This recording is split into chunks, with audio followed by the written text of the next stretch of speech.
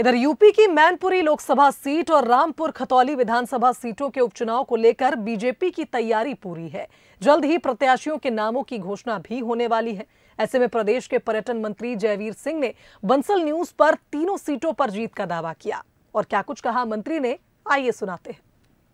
UP में होने जा रहे निकाय चुनाव और 2 विधानसभा के साथ साथ 1 लोकसभा के उपचुनाव को लेकर एक तरफ जहां सरकार की तैयारियां चल रही हैं, वहीं दूसरी तरफ पार्टी में भी जो है पैनल तैयार हो गया है। जल्द ही प्रत्याशियों की घोषणा हो जाएगी और इसी पर हम बात करेंगे उत्तर प्रदेश के पर्यटन एवं संस्कृति विभाग के कैबिनेट मंत्री जयवीर सिंह जी से और समझेंगे कि आखिर क्या रणनीति और किस तरह से जो है चुनाव में पार्टी के साथ साथ सरकार जाएगी। सर, महत्वपूर्ण उपचुनाव है, मैनपुरी के साथ साथ रामपुर और खतौली निकाय चुनाव भी सामने है, किस तरह की तैयारियां हैं?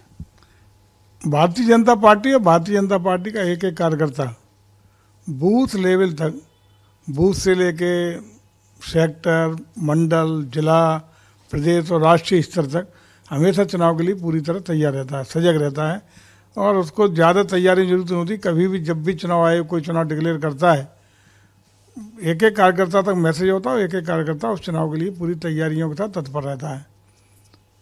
2 विधानसभा के चुनाव, 1 लोकसभा का चुनाव, ये होना हो ही गया है, जिसकी 17 तारीख और 18 तारीख नामांकन की भी अंतिम रूप से तय है।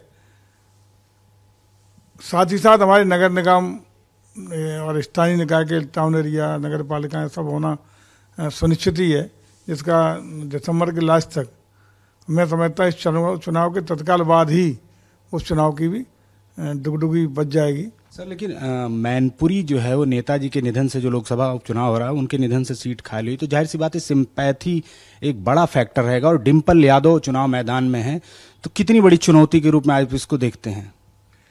देखिए, मैं समझता हूँ 2-3 इसमें महत्वपूर्ण कारक हैं। पहला तो है कि नेताजी वाली सपा और आज की सपा में जमीन और आसमान का फर्क है। वो लोग जो नेताजी के समय में जो कार्यशैली थी, उस समय के जो नेता थे, उस समय के जो लीडर्स थे, अलग थलग हैं। नई सपा है जो अखिलेश जी और उनके चहेते नए लड़कों के साथ आगे बढ़ रही है।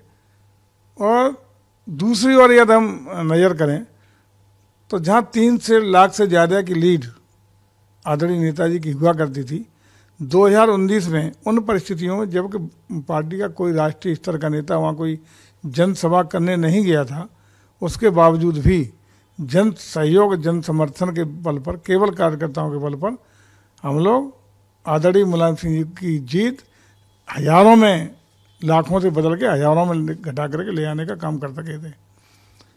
कैमरा पर्सन सत्येंद्र कुमार के साथ आलोक राय, बंसल न्यूज, लखनऊ।